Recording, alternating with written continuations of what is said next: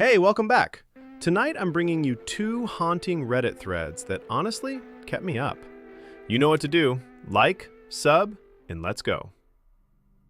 My 26 male online friend of 8 years just showed up at my grad school orientation holding printed photos of my apartment building. Posted 3 days ago in r/let's not meet. I, 26 male, need to get this down while the details are still fresh because I am still trying to process what happened this past weekend. I am a physical therapist. I have been working outpatient for a couple years now and just got accepted into a weekend DPT residency program in a city about an hour from where I live.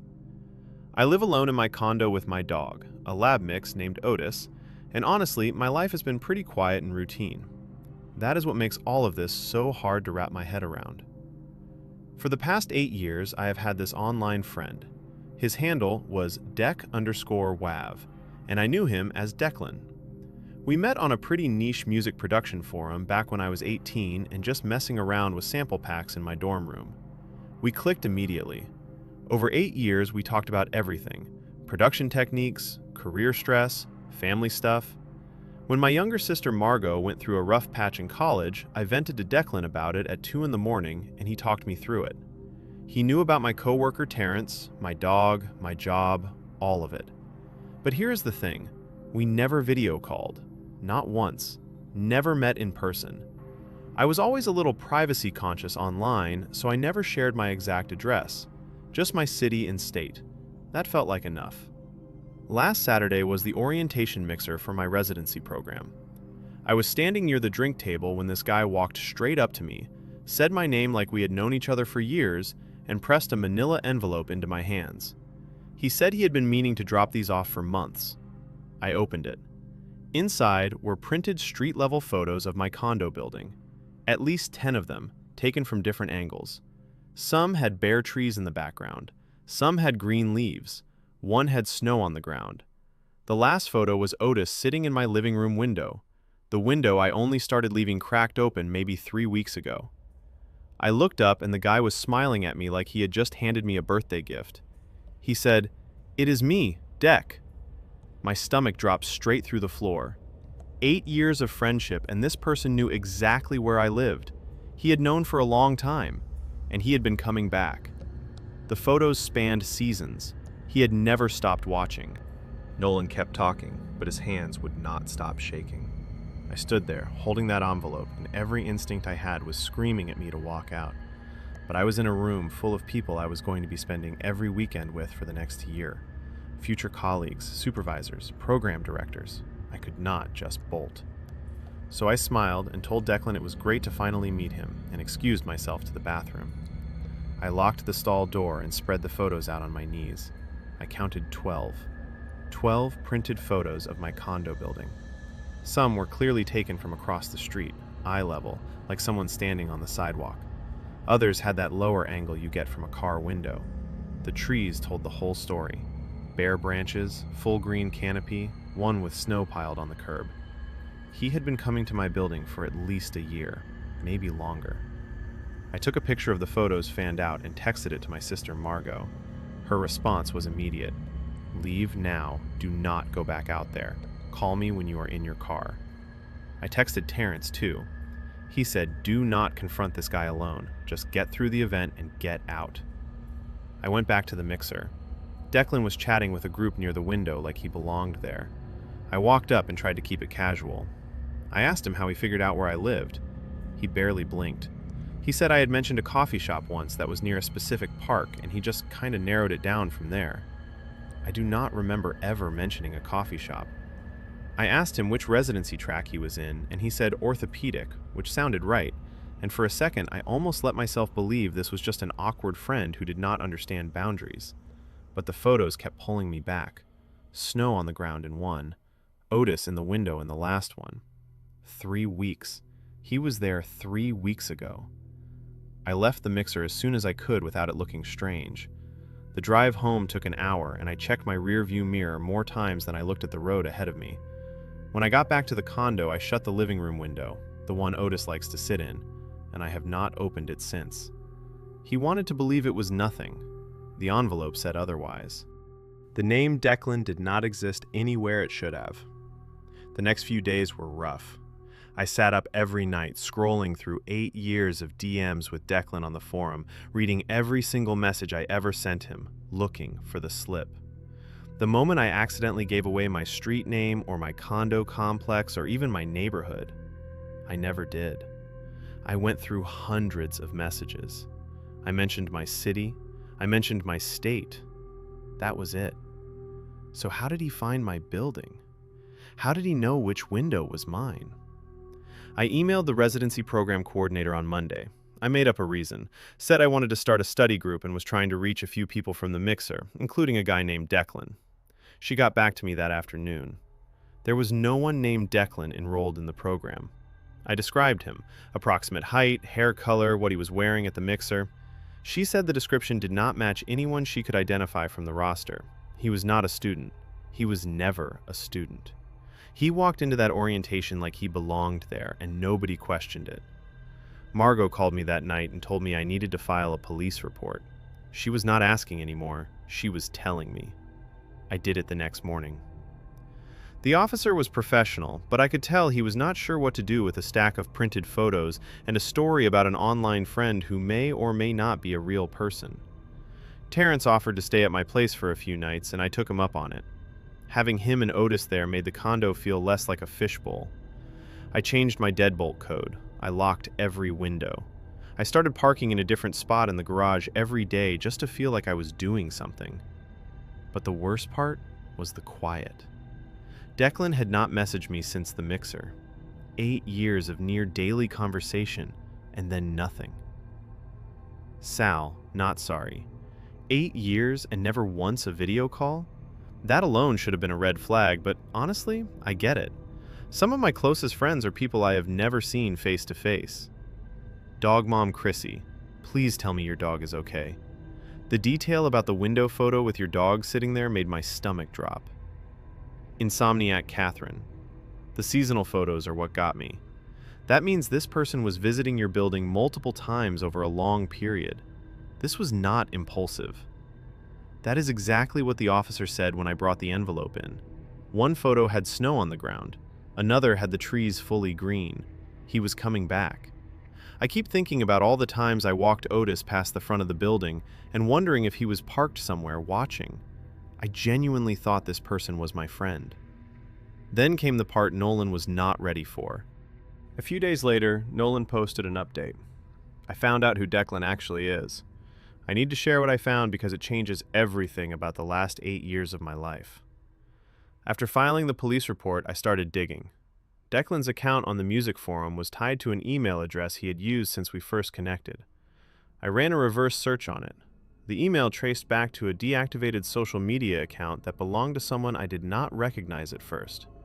But when I clicked through the cached profile information, my whole body went cold. It was a former patient from the outpatient clinic where I did my very first clinical rotation during my student placement. I treated this person briefly, maybe 4 or 5 sessions over a couple of weeks. They were one of dozens of patients I worked with that semester, and I had completely forgotten about them. But they did not forget about me. This person somehow found me on a niche music production forum after that rotation, created the Declan persona from scratch, and spent 8 years building what I thought was one of the most genuine friendships I had ever had. Every conversation we had about production techniques, every late night when I vented about Margot or complained about work or talked about Otis, I was talking to someone who had been watching me since before our friendship even began. The friendship was the surveillance. It was never separate from it. I also found out from the residency program coordinator that the badge Declan wore at the orientation mixer was fabricated. She confirmed it after reviewing security footage. He printed something that looked close enough to pass at a crowded event and walked right in. He was never enrolled. He was never a DPT student. He built a fake badge just to hand me an envelope of photos of my own home and smile while he did it. Mikey draws. I had something similar happen with a pen pal situation years ago. The moment someone shows you they know where you live without you telling them, the relationship is over. Full stop. Real talk, Ferg. The fact that he faked a registration badge is genuinely terrifying. That takes planning and resources, Please take this seriously. Mikey draws. Seconding this hard. A fake badge means he studied what the real ones look like. He either got close enough to someone with a real one or found images online and printed a replica. Either way, this person is methodical, and that is the scariest part. 8 years of friendship, engineered from the start. The messages were already gone. I called the clinic where I did my first rotation. I explained the situation and gave them the name tied to the deactivated account. The supervisor I spoke with went quiet for a long time. She told me she could not share patient records, but she could confirm that this individual had been flagged internally for fixation behavior toward multiple staff members before being discharged from their program. I was not the first person this happened to. I was just the one who stuck. Campus security at the residency program and local police are both involved now. They have the photos, the email trail, the fake badge confirmation from the coordinator. Declan has not appeared again, not at the residency weekends, not near my condo, not anywhere I can see. But here is the part that keeps me up. When I went back to the music forum to screenshot our 8 years of messages as evidence, every single one was gone. All of them. I contacted the forum admin and he told me that Declan's account had been reported as compromised by Declan himself. Per forum policy, the admin wiped the account and deleted all associated messages. 8 years of conversation, erased like it never happened. The only proof I have that any of this was real is a manila envelope full of printed photos of my own building. Terrence asked me the other day if I was doing okay, and I told him honestly that the fear is not the worst part. The worst part is the grief. I loved that friendship. I looked forward to talking to Declan every day for almost a third of my life. I told him things I have not told anyone else. And now I have to sit with the fact that the person I was talking to never existed. Declan was a character someone built to get close to me, and it worked. Margot keeps telling me I will be okay, and I believe her. But right now, I am just mourning someone who was never real. Oh no, he didn't. Wait, so he reported his own account as compromised just so the messages would get wiped? That is a level of calculated behavior that makes my skin crawl. Quiet, Lane. You are grieving a ghost. That is allowed. Do not let anyone tell you those 8 years of feelings were not real just because the person behind them was not who they said they were. Thank you for this. That is exactly what it feels like. The friendship was real to me even if it was a performance to him. I am working through that. Not your case study. Please do not let your guard down just because he stopped showing up. Fixation behavior like this rarely just ends on its own. Stay in touch with the police and keep your sister and Terrence in the loop. This kind of thing can go dormant and come back. On to the next one. I, 26 female, have been sleepwalking to the same empty lot every night for 3 weeks. Last night I found fresh dig marks that weren't mine. This was posted 3 days ago. It starts like 100 other sleepwalking posts. Stress, bad air, not enough rest. The footage is where that changed. The part she could not explain, the part that kept the thread pinned for 3 days, was not about her at all. My name is Haley. I'm 26 female, an art restorer, and I live in a quiet suburb with my partner, Caleb. 3 weeks ago, I woke up standing barefoot in an overgrown vacant lot 4 blocks from our house. Dirt under every fingernail, scratches on my palms, grass stains up to my knees. No memory of walking there. I blamed work at first. The solvents I used for restoration had been giving me headaches all month, and my mentor Diane laughed it off, told me 4 years of breathing fumes in a windowless studio was finally catching up. But it happened the next night, and the next. Every single night for 3 weeks, I woke up in that same lot, same spot, same direction. Dirt fresh under my nails like I had been clawing at the earth. Caleb stopped sleeping through it. He started recording us at night, phone propped on the dresser. I wish he hadn't.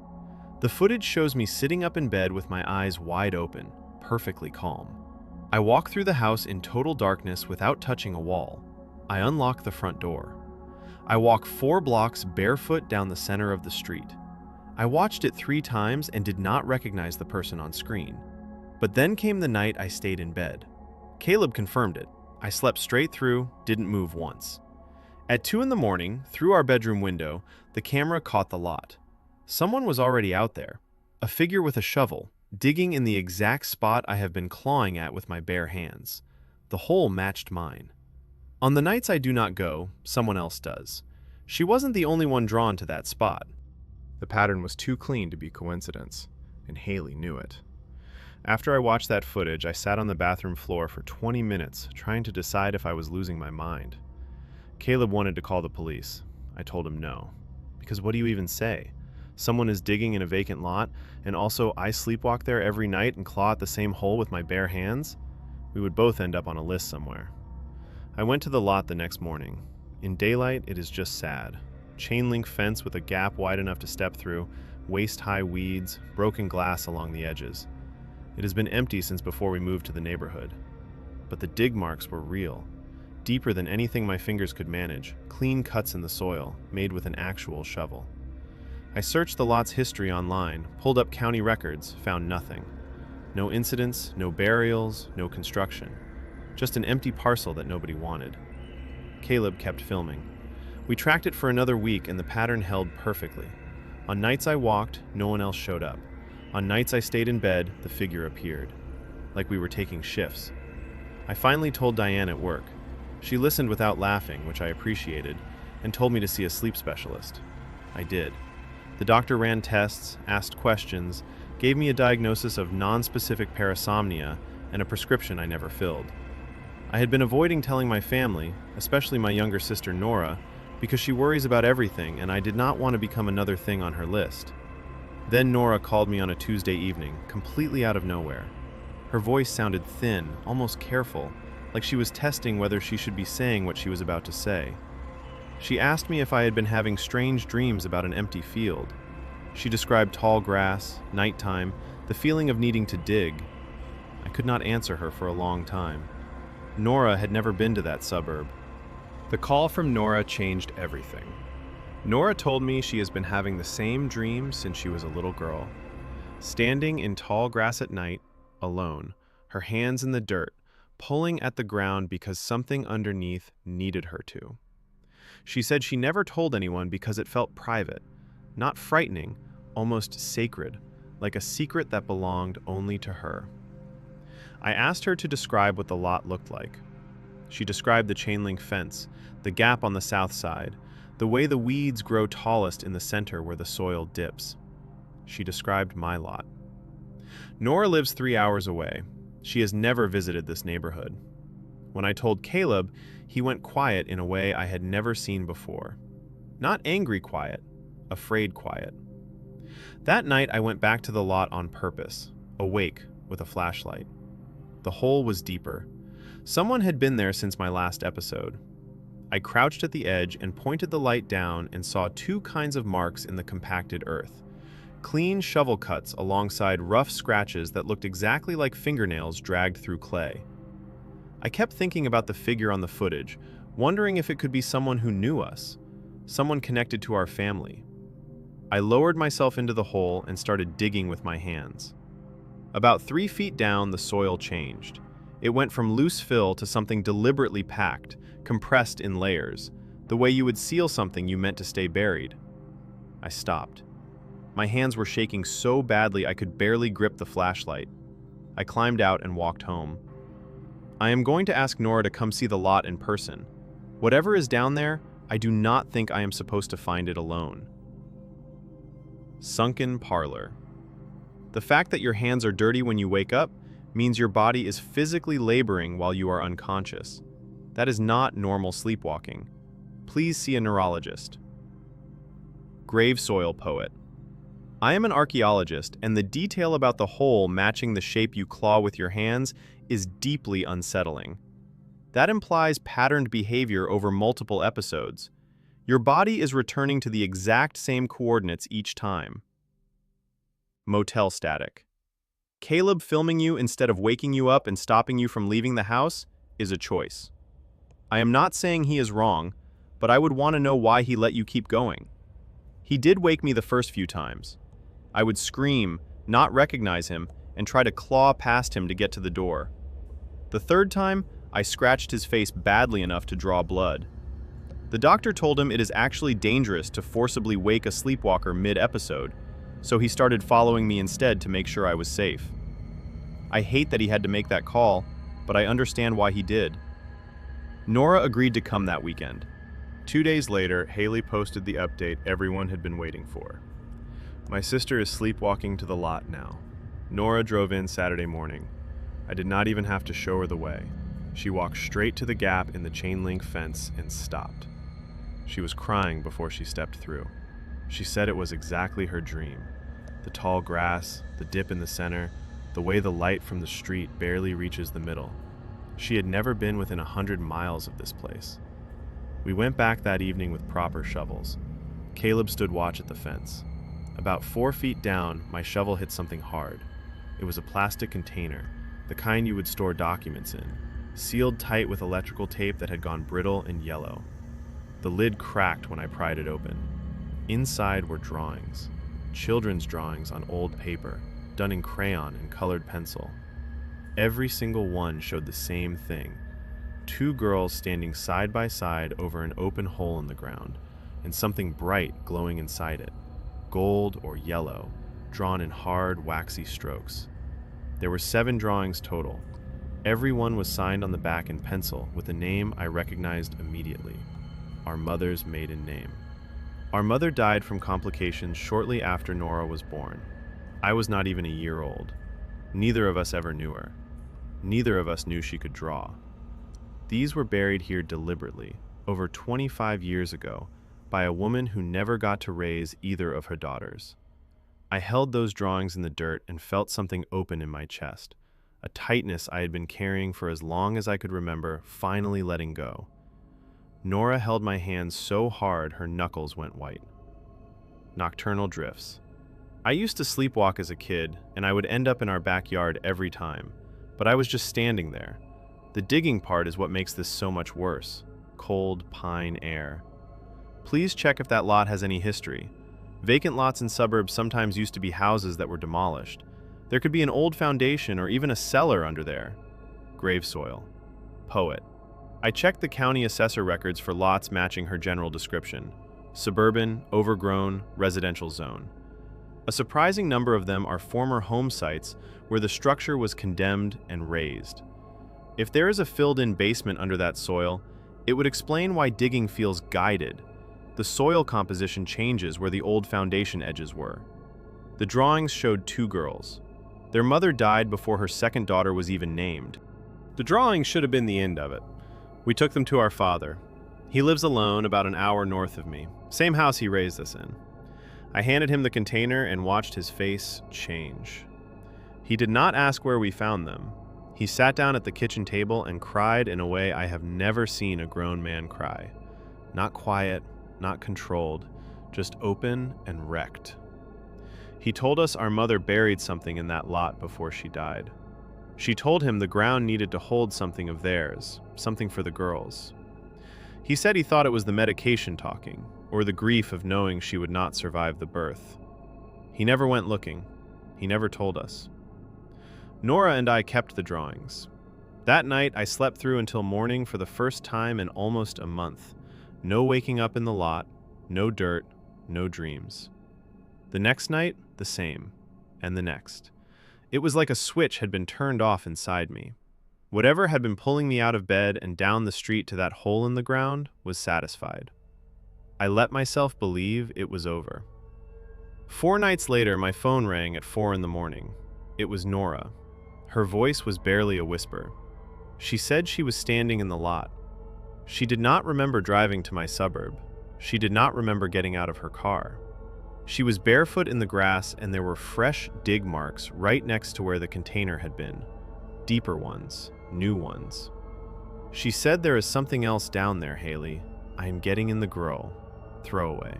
X."